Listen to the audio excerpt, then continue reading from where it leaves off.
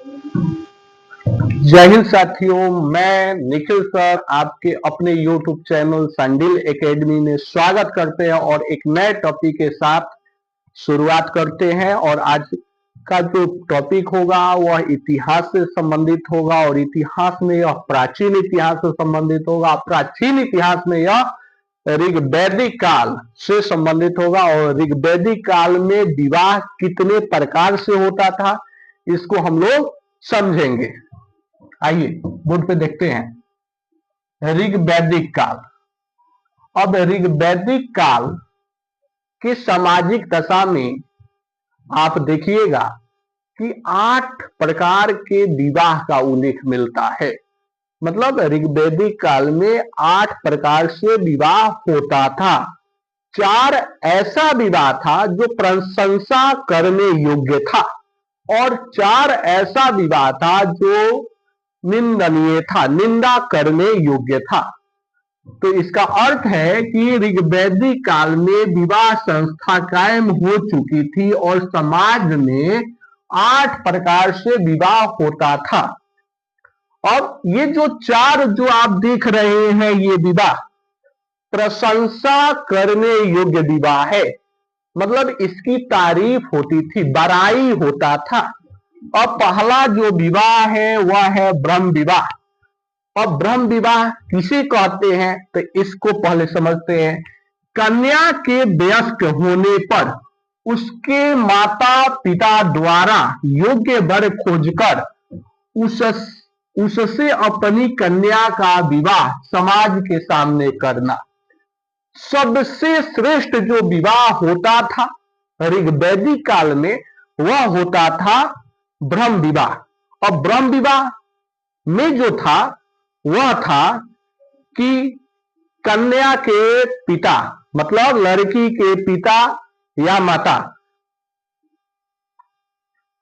योग्य वर खोजेगा, समझ ना, अच्छा दूल्हा खोजेगा, लड़का अच्छा खोजेगा और खोजने के बाद समाज के सामने, समझ ना, वह विवाह संपन्न होगा।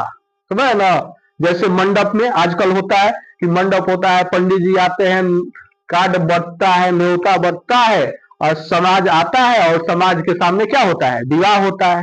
वही विवाह क्या कहलाता था, ब्रह्म विवाह कहलाता था। तो ब्रह्म विवाह बाबू कन्या के वयस्क होने पर, मतलब कन्या जब बालिक हो जाएगी, समझ ना, तब उसके माता पिता के द्वारा सुंदर सुशील लड़का खोजा जाएगा, वर खोजा जाएगा और उससे अपनी कन्या का विवाह समाज के सामने होगा। जैसे आज होता है ब्रह्म विवाह, समाज में प्रधानता है ब्रह्म विवाह का कि पिताजी जाते हैं और अपने लड़की के लिए सुंदर वर, योग्य वर खोजते हैं और समाज के सामने न्योता कार्ड भिजवाकर समाज को बुलाकर और समाज के सामने क्या करते हैं, विवाह करते हैं। उस विवाह को ब्रह्म विवाह कहा जाता है। दूसरा विवाह है दैव विवाह। कौन सा? दैव विवाह। अब ये दैव विवाह क्या होता था तो यज्ञ करने वाले पुरोहित के साथ अपनी कन्या का विवाह करना। जो उस समय पुरोहित मतलब पंडित जी, समझ ना, जो पुरोहित, समझ ना, यज्ञ करवाते थे, पूजा करवाते थे, उनके साथ अपनी बेटी का विवाह कर देना क्या कहलाता था, दैव विवाह कहलाता था। क्या कहलाता था? दैव विवाह। तो कहने का अर्थ है कि पुरोहित है और पुरोहित, तो पुरोहित मतलब पंडित जी पूजा पाठ कराते हैं, यज्ञ कराते हैं और उनके साथ अपनी लड़की का क्या कर देना, विवाह कर देना। क्या कहलाएगा? दैव विवाह कहलाएगा। क्या कहलाएगा? दैव विवाह कहलाएगा। तीसरा है बाबू आर्य विवाह। कौन सा है? आर्य विवाह। अब ये आर्य विवाह क्या होता है? कन्या के पिता द्वारा यज्ञ कार्य के लिए 1 अथवा 2 गाय के बदले अपनी कन्या का विवाह करना क्या कहलाता था? आर्य विवाह कहलाता था। मतलब लड़की के पिता जो है, कन्या के जो पिता हैं, वह यज्ञ में 1-2 गाय नहीं दान कर सकते हैं, नहीं दे सकते हैं, तो वह क्या करेंगे? अपनी लड़की की शादी, समझ ना, लड़की की शादी, समझ ना, कर देंगे। क्या कर देंगे? कर देंगे। तो देखिएगा, कन्या के पिता द्वारा यज्ञ कार्य के लिए 1 अथवा 2 गाय के बदले अपनी कन्या का क्या कर देना? विवाह कर, या तो 1-2 गाय दान दीजिए और नहीं तो अपनी लड़की की शादी कर दीजिए, समझ ना, कन्यादान कर दीजिए, समझ रहे हैं ना। तो वही क्या कहलाता था? आर्य विवाह कहलाता था। क्या?